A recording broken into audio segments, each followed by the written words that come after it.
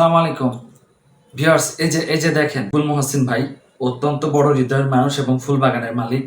উনি আমাকে ফুল দিয়ে শুভেচ্ছা জানিয়েছেন। আপনারা যদি পেতে চান অবশ্যই উনার 11,000 সদস্যের পরিবারে গিয়ে ঘুরে আসবেন, ভালোবাসা দিয়ে আসবেন, ভালোবাসা নিয়ে আসবেন। উনি প্রত্যেককে হার্ডলিভাবে সাপোর্ট করে।